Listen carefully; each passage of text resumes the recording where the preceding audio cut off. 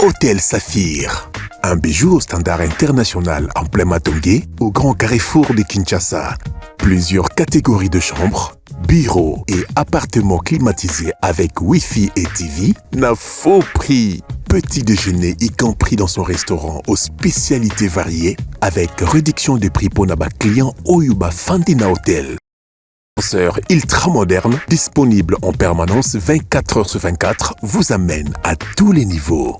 Yaboina Matongé et Salaté. Notre adresse A4 Ikelemba, quartier Matongé, commune des Kalamou. Téléphone 084 710 99 99 081 600 8000. Hôtel Saphir, beau cadre, bel emplacement, bon prix et beaucoup d'avantages. Bienvenue à tous.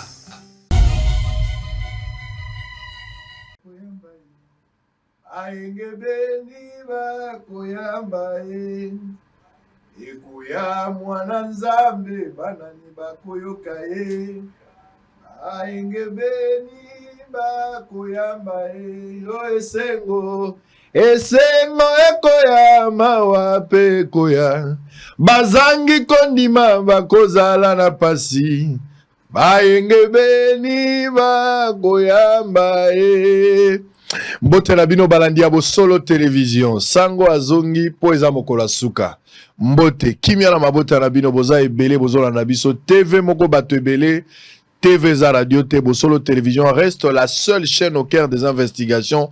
Tozo contrôler République démocratique du Congo, nous contrôlons l'Afrique et on va contrôler le monde. Merci encore une fois pour boza ebele liboso ba TV na bino. Campagne électorale du 19 novembre du 18 décembre, les soleils aussi la lelo na minuit inaisha kwajik amboshila imene lelo ndeza aussi la lobi tokopema mercredi nde tokokende biso nyonso na urne pona kopona bao tolingi tozongisa na assemblée nationale toto kotisa na assemblée nationale baoyo tolingi bakoma na ba assemblée provinciale bakoma pe na ba commune meto pona pe moto topesi confiance pour akamamboka lobi. Idéologie eza moko tokotika nango eza division te. Vous n'allez pas intimider les gens lorsqu'il faudra sensibiliser par rapport à ça. Ne votez pas un étranger. Ne votez pas celui qui n'est pas des vôtres. Bo pesa makoki pa ya mouta te. Eza la bato mosu bakoki nzala te. Ba comité na niveau koloba vaut mieux un étranger capable de diriger le pays qu'un fils du pays qui a tué le pays. Wana okomi na problème ya mutu.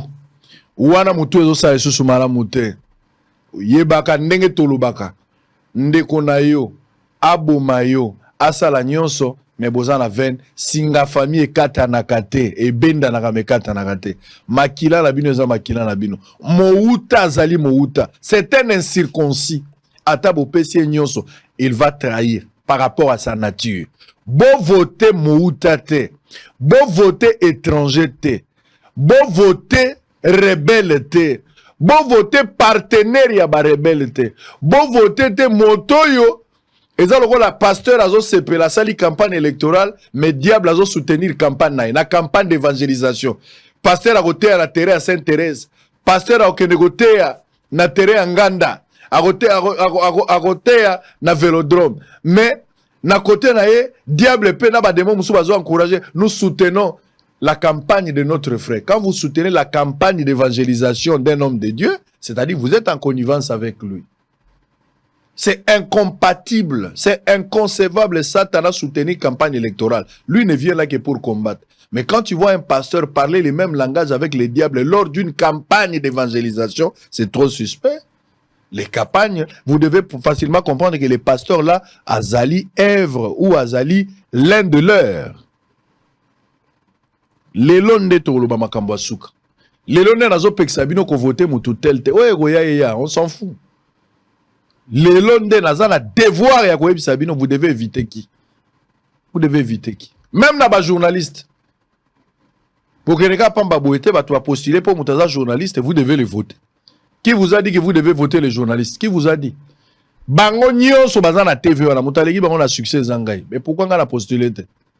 On doit rester ici. Baganga qui a métier, profession, notre profession. Quand profession, on rester dans la profession. Vous allez où? Rester dans la profession.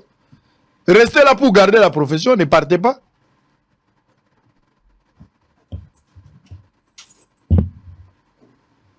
Nazo seka bato ebele misala ndenge mbongo eke na campagne ndenge bokozwa te. Même Diamba kozala incapable à kosomba yango boule moko ya Diamba kosomba esute. Medaka Nkolongo moto asuka mbote Sango Mokonzi, merci pour l'opportunité. Tokutani lelo monsieur 493 webi sengonga mona na ngopona na mona longola ndako na ngai na ya ngala commune na Barumbu commune na Kinshasa Gombe na Lukunga na voter wala ngala biso déjà va ça dit monsieur ko zata 3 minutes et ba lecteur nous a sango pona bandako le bango déjà depuis.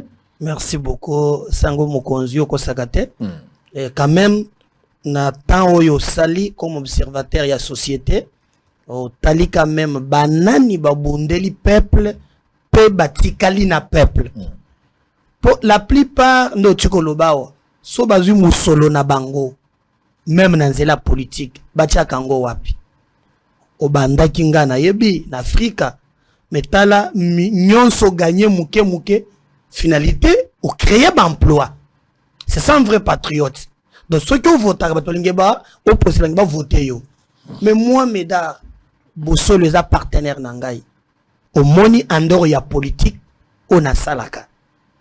Na tongi ba école na pesi bilenge misala. D'ailleurs mokolo inauguration yo ozalaki wana ozwaki ofutelaki je crois ozwaki ba ofutelaki bana moko je crois moi ta Minerva na ibandelwa na l'inauguration ozalaki toza na entrepreneuriat toboko la kambisi toboko la kangulu nyonso wana pona kopesa babilenge mi kola kesa ke politique eza métier te moto afandela depuis abanda pe nyonso azwaka kaka bemba ke na ba musicien babwaka ke mabanga te donc koye ko postuler ezali poto accompli rêve tozalaki nango banda kala nazali candidat 2 fois nazali na commune ya Kinshasa numéro 36 oyebisanga ke tolekaki na scène moko ya mabesa ngo zalaki na voyage kuluna moko ebundami na commune ya Kinshasa entre les deux candidats. Je crois que le secrétaire général il y a IDPS ça au courant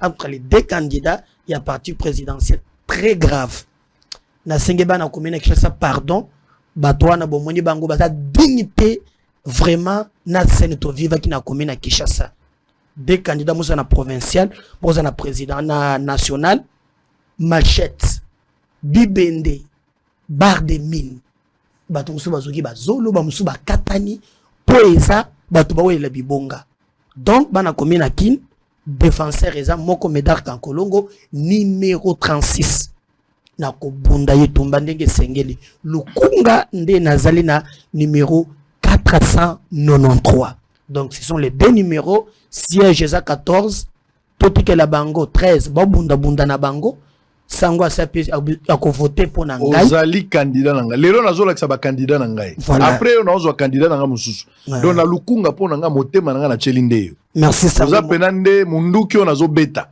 mwana nyonso ana Lukunga tata mama bandeko ya message église ya William Marion Branham bino bato bokwaye na liloba oyo ngai ndeko na bino na boy kokota politique na koye kozala candidat député na kozala candidat président de la République mais na boy kokota yango lokola nga na boy na tikali ya na kati ya musala pour na respecter liloba na sengi bino bandeko na nga nyonso ya message boza ebele message d'Angalie Matoko kozala même une affaire à 150 000 à 300 000 personnes toza ebele bo pesa maboko epa Médard Kankolongo ngai frère na bino mutu na bisi bino ondimi liloba na tango pesa ndeko na biso Médard liloba bandeko mususu bozolanda nga na Lukunga oza professeur oza étudiant bana IBTP ngane na bunde bino à chaque fois quand vous avez des problèmes sango biso to salibo sango bana ipen ba problème na bino komaki ba problème na ngai c'est le moment je vous invite bopesa Médard Kankolongo maboko bande kwa sola bande kwa pompage bande kwa mbudi kintambo nazo senga bino botala Médard bo voter Médard numéro ya Médard ezali 493 jour wana des ordres kozala dans le sens que bato baza tellement ebele ba candidat il faut ya ko voter bato ebele comment na papier 493 Médard Kankolongo okomi pe 36 pour na commune à Kinshasa donc bokende bo voter yé eza ongala eloko malonga boko pesa nga eza yangwana so bo voter médaille bo pexinga la kota politique mais so bo voter médaille tenga la oza obligé na kota politique bo edenga la respecter venanga bo pesa maboko pa médaille. Sango, merci mingi. Sango a beaucoup suivi. Je crois que cet appel est qui batu mingi bakolanda. Oh, les cas députés ba voter yo. Ba voter. Naza na kondima d'ailleurs Moussala sur terrain même en termes de battre la campagne na battre la campagne partout. Ils ont que ni sur terrain. Très bien bien que tozo kota na ba problème ebelé. Côté la million de francs diongo ageno kata ba banderole côté la million lukunga. Mais est-ce qu'on peut être sérieux dans ce pays? Yo mokoza candidat député national na liste ya Katumbi, mais côté moussosa candidat président de la République. Comme il pense que biso ba Congo tout ça na benga na le poto amnésie, donc bossa na kanoki, c'est très grave. Mais le vrai problème que na ko biso sango ezali élection fait salima. Ou par exemple commune à Kinshasa. Sango moko nyonso ekei ya commune. Bas polier muto tombola ka mungongo azate. Apanga na télévision. Lopango ya commune ya Kinshasa Dima numéro 100 ministre provincial à transport Mbokoso abunditi abotoli yango a otozolo baba clôturer yango komi ya mwasena lopango ya commune muto kotombola mongongo azate école na biso ezalaka na Kabinda plateau wana pe babotoli biso e kominda ku ba ebisinga lobi ke bimisi certificat d'enregistrement et comme ya mutongo ko wana. Alors je fais cette émission. J'ai sauvé le pango nabiso ya quartier Boyoma. Blaise Kilimbalimba assassina ki mukanda ba kende kubuka. Alors que na le pango komona ke sanda ko ya ba Belge. Ba si bazui ba botole lisusu. Na kitaki wana na mutu moko kombo na yo Jolu Meuble. Alors le pango na komi pe ya lisusu ya quartier alors que ya quartier depuis 1939. Alors na le mais ce qui n'a se présenté pour défendre la commune. Eza lokola na tiki population na ngai oyo ezali en danger d'intervenir te. Ndana mieli comme candidat na numéro 36. Donc, tous les 7 quartiers, ozamwana Keti, ozamwana Madimba, ozamwana Mongala, ozamwana Boyoma, ozamwana Pende, ozamwana Diallo, oza na Ngwana Ngwaka. Tous les 7 quartiers, Botelema, Ngonga Yangoyo, ba infiltré ba komitro. Bango nyonso. Comment les candidats sont incapables d'exprimer pourquoi à 5 minutes. On a une map. Et la plupart, mais tous ces voleurs, il y a 100 jours, Sango. Mon toit tchèque l'ongatiseke du lobby, il y a Kabila lobby, il y a un Vuzuli, à Tchatiseke pour aveugler les gens. Bah, incompétent, incapable, même 5 minutes de s'exprimer. Mais un député a monté loba, moulobeli, député one. Mais yo ata 3 minutes, na depuis campagne bandi, na ndenge sili, soke soto sumeli batu jamba, soit o musumeli batu mususu moko azopesa batu mwike bazo benga ngo soki kizomba nde bazo yebisa ngai, soto ye na maputa, mais yebisa nanu ba okoloba nini. Okoloba nini. Net tous les candidats na moni na commune na Kinshasa wana, hein? En tout cas, so yo uzu interview 5 minutes akoloba langue. Aïe ko le côté. Alors ngaza muntu ya boy. Yo za muntu boy. On va défendre la commune. Lobi na salaki na Madimba. Na longue Madimba 21h. Sango zwa direction en plateau. Okutia mokolo wapi. Na bundi mo mke ko sele sa moi misala ko landela ba courant bato ba sepi. Mais okosala ndenge nini? Mo lobeli azate. Lukunga. Nazaki na ba mata jikibala. Nazalaki na Tchad, nazalaki na Manyonzi, nazalaki bisika ebele, nazalaki na Sola Koto, nazalaki na Lutendele. Ce qui m'a étonné, namoni na Lutendele courant eleke na carré ya ba chinois. Mais hôtel ba congolais baza na couranté. Nana ko lebele Lutendele. Ce n'est pas Médard Kankolongo. Donc en fait, naza candidat pour nalala kanzala te. Mais parce que Tumbana mené tant moulaï, il est grand temps, tout qui ça rêve. Un parlementaire, non seulement Azali Kokela Mibeko, mais ils ont contrôlé. Tout renverser ces paradoxes d'un pays riche.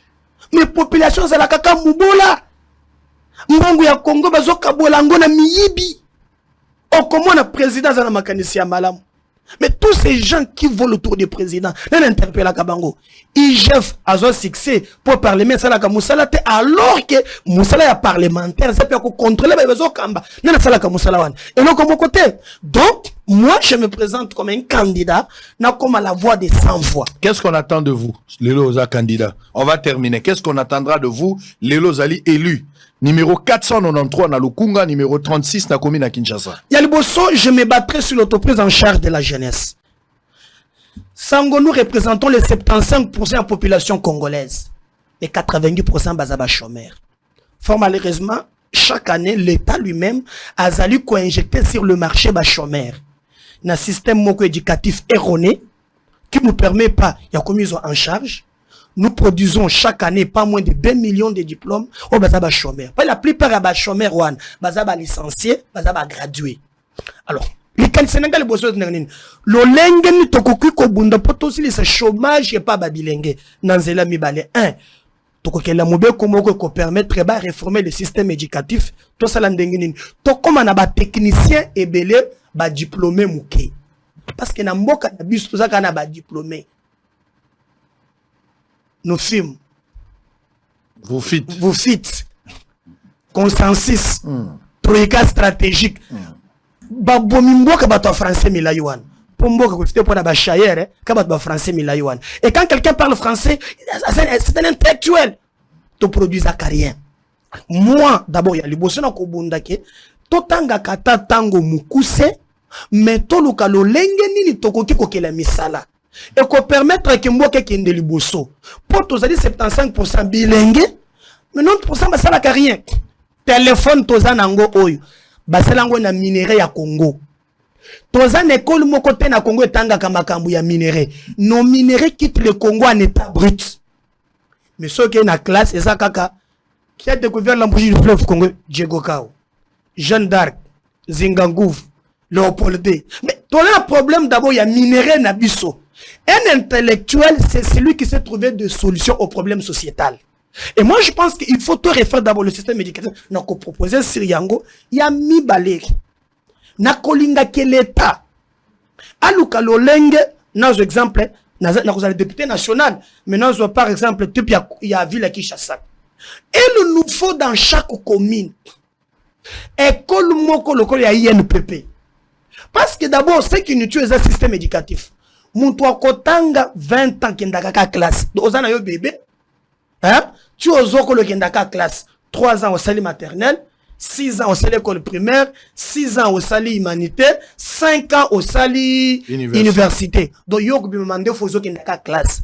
So, c'est la cabine publique. Et l'État ne pense même pas que nous, ces systèmes, ils vont aboutir jeunesse. Jamais. Alors, moi, je pense que, il faut d'abord tout réduire notre système éducatif dans le lingue oyo. Mon token de faire exemple, dans la classe, à l'école le Kumoko. Ok, il y a un matin de voyage à Karo. Comment on a ma bangue zobote le Colombo.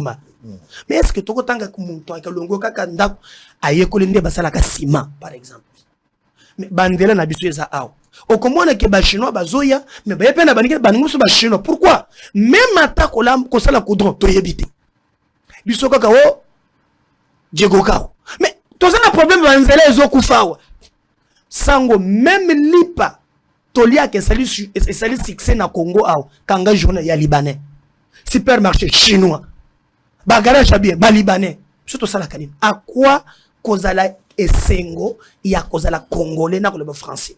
Or en économie ceux qui batouana bazo gagner mingi bazo investir et pas na bango babengango le fruit des capitaux. Un libanais qui gagne c'est pas investir au Liban, et ce qui fait que mboka na biso tozate na classe moyenne ya malonga toi babola.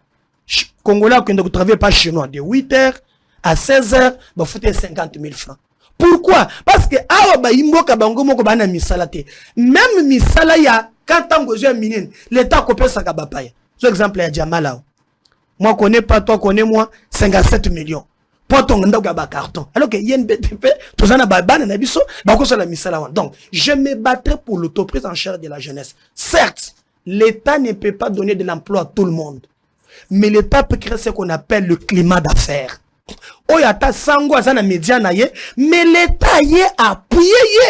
Parce que awa ezana ba congolais bazo sala misala on l'état ko engagé té mais yo engagé bango indirectement et l'état sengeli après son makoki je me battrai pour na mobeko wana pe eleka comme ça ba bilenge quand même bazala à l'aise sango na kenda na lomba kulu nazo simba machette so mieux par exemple na école technique 6 mois mais la preuve déjà avec les bâtisseurs. Voilà. Ba bâtisseur, baronde ba otonga ba école. Moi, je suis épaté de ce que je vois. Voilà. Par exemple, Koulouna Zimba machette. Ayokoli auto-école.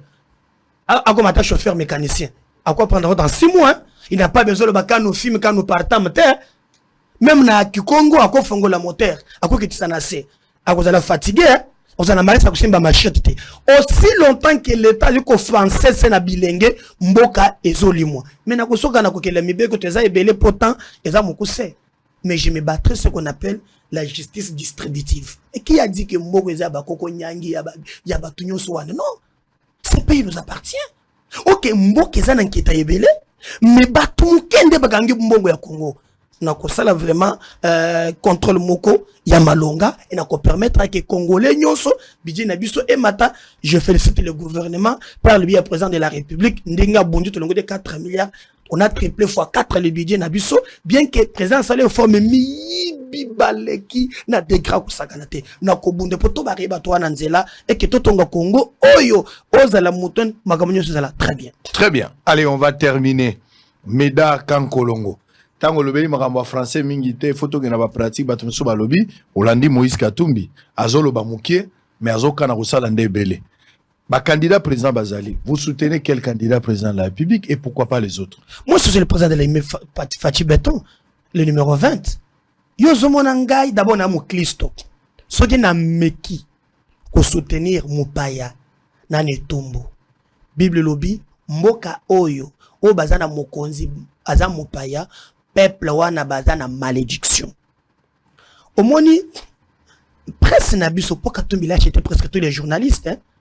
Na kolongola yo à 90% baza acheté. Est-ce que boyoka ki opposant zambien? Est-ce sous débatté parce qu'en communication balobaka commentaire ça la libre mais ba fait ça la sacré. Mais toyoki opposant zambien. À lobby clair que le gouvernement expliquait bango comment ndeko na bango hein a combien candidat président na Congo. Dans la dit Théodore Ngoy, qu'est-ce qu'il a dit? Tata wana azana mwana na ye aza député na Zambie. Mwana lobby aza zambien de père et de mère. Mawaza candidat. Je vous rappelle Sango déjà quand l'AFDEL arrive Katumbi a financé rébellion. Parce que Kobo ça n'était que moi si naïe azande quoi Kagame. Et comme Kagame voulait nous contrôler à l'équipe par le billet, Bazumi solo yango bapesi. Af de la côte. Basali dil na Kabila talande ba commission Congo. Katumbi c'est un criminel économique. Je regrette que ndo tiro lo bango ba congolais pona nzala ba tekimboka. C'est un criminel économique. Ngoyi mulunda zana bomoi. Quelqu'un qui paie nos minéraux à nous, yaza mupaya. Un Katangé, hein? Et il nous dit que, du temps, basala ensemble na Kabila bazo piller, tout ça qui na minéraux qu'on pouvait exploiter dans 40 ans. Ngoyi Katumbi l'a exploité dans 2 ans. Un étranger mazo sa sabilo qu'on a biso. Qui en parle aujourd'hui? Mais je vois des petits messieurs derrière là. Il y a encore intellectuels de français, les gens sans personnalité, pour que nous filmer. Mais là où les bas blessent, Katumbi a s'engagé maintenant dans la logique Yamabe. Hein? A recruté Baris. Bon, Jean-Pierre Bemba. Na Baris wana, pour baya ba pénétrer site ya Seni. Ba falsifier ba données. Ba kamata données wana, ba faire publier yango. Ba le baké moto gagner l'élection comme ça à la Moussaba congolais. Bana mboka. So moni muntu azali kolanda Katumbi na sima andoki mubomi Congo bazo manipuler comme ça a utiliser yango pour atteindre misaba congolais. Katumbi azala soutien ya Corneille Inanga lelo. Corneille Inanga oya komi colonel hein? Colonel Nanga rebelle ake osangana déjà na batu ya M23 baza ko bonga mandenge ni bako boto la Congo mais bazo soutenir Katumbi. Mais obosani ke tango Katumbi akendaki na kisangise nanga qui a sensibilisé pour lui, il a même tué publiquement. Il y a bomba mesate. Et quand tu vois Nangamona Kabila, tu vois que déjà tous les derniers, Makambolo lobby a souka la glace clairement. Mais les combats ils sont à niveau ni. Solandi Museveni, alobaki awa que Kabila azana ba soldat ou bien ba Rwanda zo kotisa na est Museveni. To monaki moninga na journaliste a commis porte-parole na ye kombonde na zebe société hein azalaki na Congo ebobo ya bimi asala communiquer non makambo Museveni alobi eza lokuta. To moni pe vient nanga moko Ferdinand Kambere abimi pas démentir makambo Museveni alors que Museveni avait alerté. Mais comme la presse ici, tout ça na ba détail ya kolandela te to lekisaki yango. Ce que Nanga fait aujourd'hui. D'abord c'est lui qui a sensibilisé pour Katumbi. Deux schémas. Premier schéma, Katumbi va échouer parce qu'aucun Congolais ne peut voter pour un étranger. C'est de un. Quand il veut échouer les élections, parce que PC, M. Goutia Congo moto, comme ça qu'on utilisait insurrection à Kokokate. Pour Ayakia, Watango Basanganaki le Bosso, Basala, chaque vendredi moko, à Katana, à Zonga Naye, à M. Salomon Mandouk, Yohan Akim, à Kyokofan, à Kokoko soulever Batoté. Deuxième plan de Omoni Abisko ya Mandouk. Nanga se Katumbi se Kabila. Pona bango ba botoli bango ba kari mini ya famille na bango. Il faut makile continuer kotanga pour bango ba zonga na pouvoir. Mais moi je demanderai aux Congolais bossa la choix. Bossa tromper. Ba politino so banto yeye. D'abord oki makambo na Congo central. Azana kisanto lebi bana mata soki na bana kimpese soki na komi na Congo central ayebete kimpese za Congo central mais bourde soka lebi bana mataji nazo kolala bino lobi tu as vu le comportement de Franck Diongo, l'un des alliés de Katumbi? Mais ça on le bana to moko mais wana za sacrilège okolala batu na Congo central ndengeni wana candidat zoba yo zobanga omuni pe batu bazasima ya muntu ya boy. Mais c'est très grave. Bana veya balela. Bana veya balela, bana deringe balela. Moi beta yonjo. C'est quoi ça ndeko nangai? Les stratégies communicationnelles à Katumbi. Mais non, mon niveau ya mutuye wana oya alingaza la président pa na biso et il a voyagé na passeport zambien plus de 162 fois aux États-Unis. De relever na zanango po na lela kisayo. Donc Katumbi est un danger pour la République. Non, très dangereux. Un type je n'ai pas pourquoi bato cour constitutionnel kobanga mindele to le kambunini ko le kisa mutu ya mabeboye pona mboka na biso. Il est prêt à tout. De toutes les façons, bana na ye bazalaka wate. Hein? Moi si na ye wana za muntu akagam de akagam. Donc yaye ni neza apart minere na biso. Tala même ba mbwa Katumbi azana ngo, azana mbwa Congo te. Chien français, chien belge, allemand. Donc moi ya mbwa na biso yebani. Donc moi biso zana vraiment na ndenga Congo. Ye o ya Congo kaka mbongo na minere na biso. Mais comment tu vas collander? Il est très dangereux pour la République. Il ne faut pas voter pour Katumbi. Non, mais où il y a qu'on vote à sa maudit? Très bien. À sa maudit. Allez, Medaka Kolongo, je rappelle que vous êtes au numéro 493 na Lukunga et puis na provincial 36 na commune à Kinshasa. Exact. Bonne chance. Élection ezobetama mercredi. Bato à Lukunga, bata commune à Kinshasa, balandi à Bosolo, baoyo bondima ki bobanda ko bisanga sango yo il faut postuler. Na lobaki nga na postuler te, mais na repesa bino bat. Lelo mutu ya liboso na lobi na bino to dernier jour ya campagne.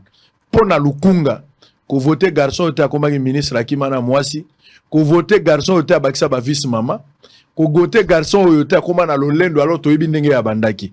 Bo pesa médaille kan kolongo ba voix. Bo voter ye bo komisa bango ba chômeur. Bato nyonso ba kotaki lelo bazo battre campagne na mbongo ya l'état bolongo la bango. Ba ope bazalaki ba ancien bazala nu ba santuté.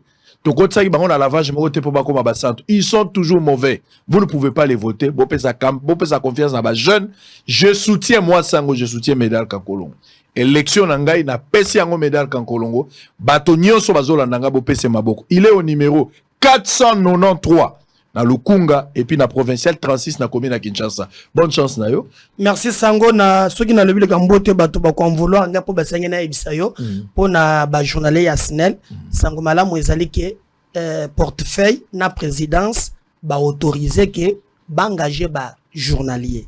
Mais DG, saute la direction générale, nous apprenons que malgré le président de la République, Alingi Babilongo na bakota na musala, nyamu eza kaka po bakota ba vice maman. En tout cas, DG ya conseil d'administration na fongolé le binomis. Na Rolande la dossier on a des prêts. Voilà. Trans Academia. Mais batu sans contrat sango. 5 mois yango imagamana ko tele assemblée yango wana. Bako futa batu tek. Yasuka libanais o ya Pain Victoire. Li payezala ki 300. Au futa ka batu 300 000. Yo komisili pa 500. Ça des aka 300 000. Ata libanongo atazo mutema mabe ya ndenge nini. Donc moi je pense que malobananga yasuka na pesio merci. Sango Mokonzi na soutien apporté apporté les biso Oumela merci Medaka Kolongo Kende Wawa merci beaucoup 493 na national Lukunga numéro 36 na commune Kinshasa merci Okende Wawa na Soldeo merci vous avez déjà candidat député mais vous avez député élu merci beaucoup. Alors on va prendre une transition, serrez vos ceintures, on va terminer avec le lancement de campagne de Medaka Kolongo, descendre dans le quartier Madimba dans la commune de Kinshasa. Messieurs et dames, c'est le soir qui détermine les origines si on est fils. C'est question de vie ou de mort. Question ya patrie. Bobate la mboka, bobate la mabele, Corneille Nanga. Alors que tu étais rebelle, mon frère, on était avec toi ici. Moi, j'ai vu ton père. J'étais parti jusqu'à Wamba chez vous. Boza côté moi Geneviève Inagosi. Je connais ton frère qui est gouverneur là-bas. Je ne savais pas que tu avais le sang d'un rebelle, mon frère. Tu as accepté de laisser le pays. Je connais ton père et ta mère. Baza ba Congolais, Congolaise. Baza penza ba kitani. L'esprit de la rébellion. L'esprit est tenté en toi, mon frère. Je ne savais pas que tu pouvais te réduire. Tu es comme Okoki nzala te nanga. Oketi na rébellion kapona nzala. Eloko nini yoke na kolia oliaka. Pana bino na mona na place yokola nga moko na mona. Pourquoi tu te réduis comme un rebelle, mon frère? Qui t'a ensorcelé? Tu n'avais pas commencé comme ça. La dernière fois, na ono zagi na sultani na yebaki te okomatir. Nzoka ti jour to zagi no l'esprit a rebellé banda ko tambola déjà na nzoto. Tu as été oué par cet esprit. Nanga, il y a un ciel à gagner, il y a un enfer à éviter. Nani a baby sio. Okutani na Kagame akoti yo molimo nini nanga na biso. Nanga reviens à la maison. Quitte la rébellion nanga. Qu'est-ce qui se passe mon frère? Tu soutiens Katumbi? Tu soutiens toi-même la rébellion? Tu es d'ailleurs comme partenaire à la rébellion et tu soutiens Katumbi. Qu'est-ce qui se passe nanga? Qu'est-ce qui se passe? Ozomandu qui contre bandoki na bandeko na yo? Dotongo bando bomo bomande tata nona mama nona bandeko na yo toko ya ko bomaka biso ba inosa. Nanga. Nanga revient à la maison nanga. Ah. Na ibisa kibino na verbe mutu nyoso na nenga banga nzala. Mutu muso abangi nzala ko Michel. Mutu muso abangi nzala sali avion. Mutu muso abangi nzala akomi kopera mais mutu muso abangi penzala. Akomi pe rebelle. La pause, on revient avec un autre candidat de Tchangou, Christian Loumou, pour la deuxième partie. Léona Okabolakak, Lukunga Yango et Sili, Naïb Sabino Nantoro voté à Tchangou. À tout à l'heure.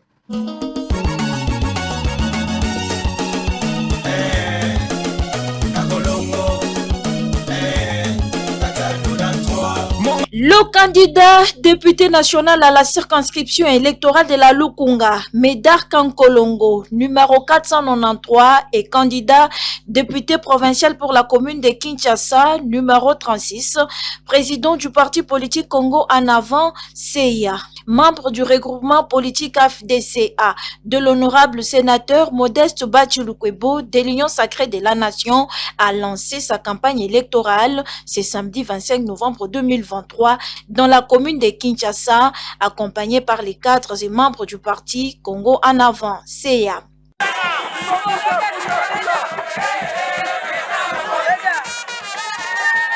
C'est à travers une marche de détermination et de sensibilisation dans tous les coins et recoins de la commune de Kinshasa et de la Lukunga en général que le candidat à la députation nationale numéro 493 et à la députation provinciale numéro 36, Medar Kankolongo, l'avocat du peuple, a lancé cette campagne. Partout où le candidat numéro 493 Lukunga et 36 Kinshasa, Medar Kankolongo est passé avec son équipe, des cris de joie et ovations étaient au rendez-vous.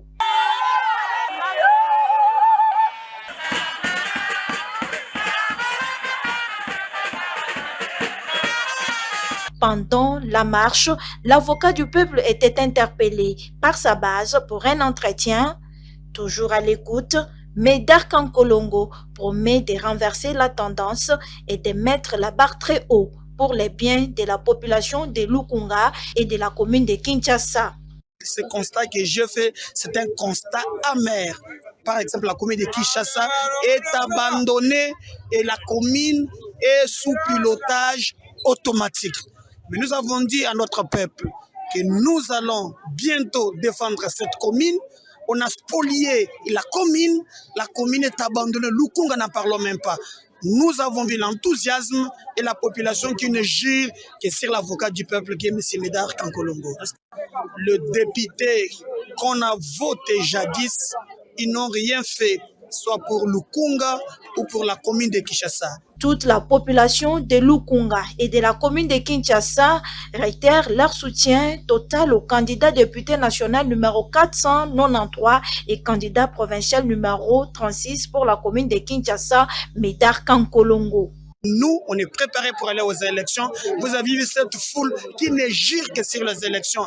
Le temps est révolu, où il y a des dialogues pour des conciliabules politiciennes. Cela est révolu. Nous allons aux élections et Congo-Nava va gagner ces élections. À la population de Lukunga, n'oubliez pas le numéro gagnant, qui est le numéro 493. Pour la commune de Kinshasa, provinciale, numéro 36. Ensemble, nous serons très forts. Lors de cette marche sur les chemins, la base a offert un portrait à l'avocat du peuple, lui témoignant ainsi leur soutien sans relâche pour sa victoire aux élections législatives nationales et provinciales de décembre 2023.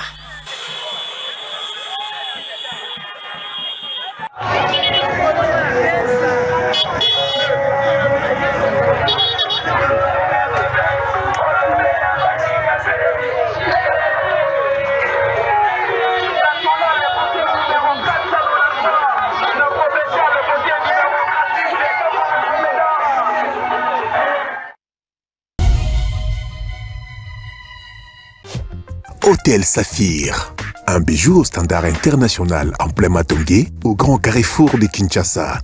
Plusieurs catégories de chambres, bureaux et appartements climatisés avec Wi-Fi et TV n'a faux prix. Petit déjeuner y compris dans son restaurant aux spécialités variées avec réduction des prix pour Naba clients Oyuba Fandina Hotel. Ascenseur ultra moderne, disponible en permanence 24h/24, vous amène à tous les niveaux. Yaboina Matongé et Salaté. Notre adresse A4 Ikelemba, quartier Matongé, commune des Kalam. Téléphone 084 710 99 99 081 600 8000.